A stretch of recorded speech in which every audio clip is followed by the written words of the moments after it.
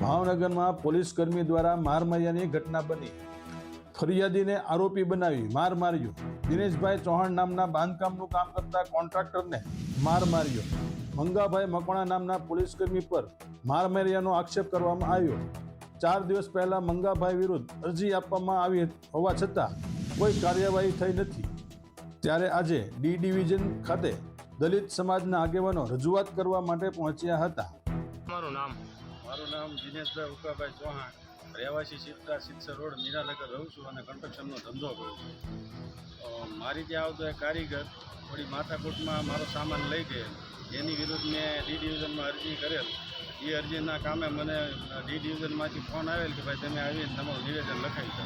હું અહીંયા આવેલો એટલે ગઢેસી પોલીસ ચોકીએ મને બોલાવેલ કે ભાઈ નિવેદન માટે। હું ત્યાં ગયો અને મેં કીધું ભાઈ હું કોન્ટ્રાક્ટર છું અને મને આ અરજી મારી વિરુદ્ધ ખોટી છે।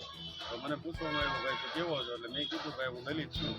એવું કહેતા તરત જ ઉશ્કેરાઈ જાય ત્યાંના જમાદાર મંગાભાઈ મકવાણાએ મને મા બે નાની ગાળો દઈ દીપક ગાળો દીધી, ત્યાંથી વિરુદ્ધ અડધૂત કર્યો અને જાહેરમાં અપમાનિત કરી ઢોર માર મારી અને મને લોકઅપમાં બેસાડી દીધા। મારા કાનમાંથી લોહી રહેતા હોવાથી મેં પીઓને કીધેલ કે ભાઈ મને કાનમાંથી લોહી જાય છે, મને દવાખાને લઈ જાઓ।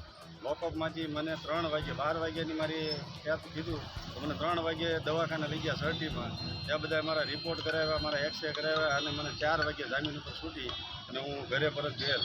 હવે એ પોલીસની વિરુદ્ધમાં મેં અરજી આપેલ છે, ફરિયાદ લખાવેલ છે। આજે 25 તારીખે મેં લખાવી છે।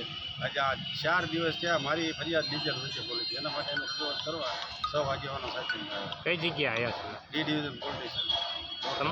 તમારી માંગ શું છે ભાઈ? અમારી ફરિયાદ વહેલામાં વહેલી તકે લેવાય અને અમને ન્યાય મળે એવી અમારી માંગ છે।